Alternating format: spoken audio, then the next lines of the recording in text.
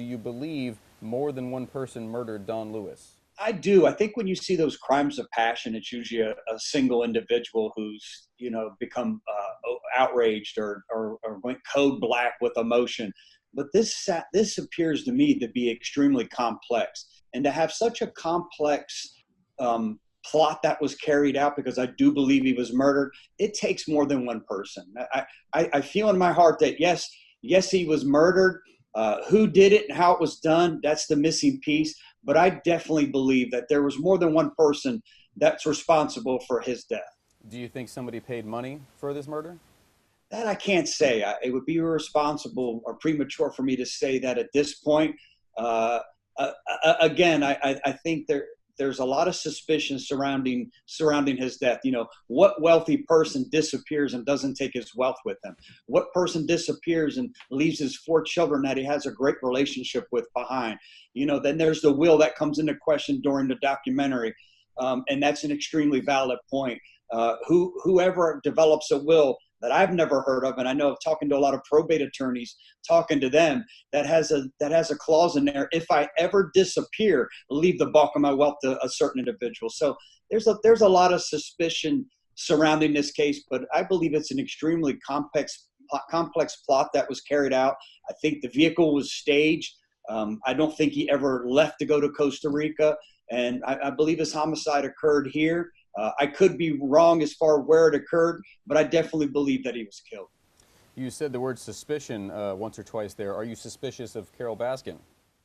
She's no more a person of interest than anyone else right now. There's no evidence that leads back to her. And I know when you watch the documentary, the way it's kind of spun, you believe, oh, she's the guilty one here.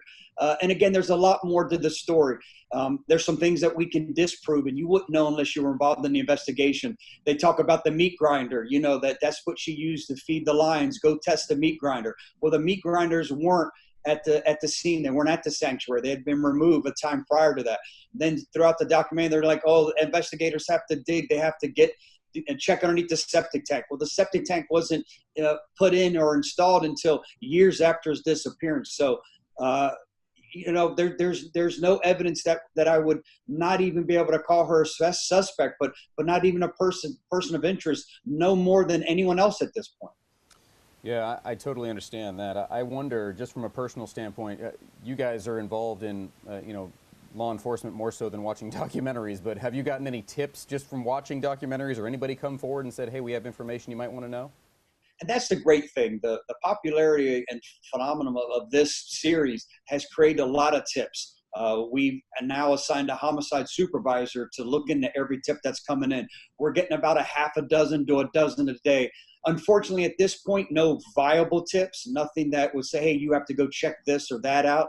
More theories. Is someone who has just finished watched the documentary or the Netflix series and says, hey, listen, I know who did it and how it was done, and they pass it on. And I'm certainly not discouraging that by any means, but no viable tips. But I have to tell you, I remain optimistic. It's been 23 years. There's people who are watching the show. It's becoming very popular, and I'm hoping somewhere along the line, someone with this popularity is going to get more comfortable and come forward and give us the missing piece that we need to solve this homicide.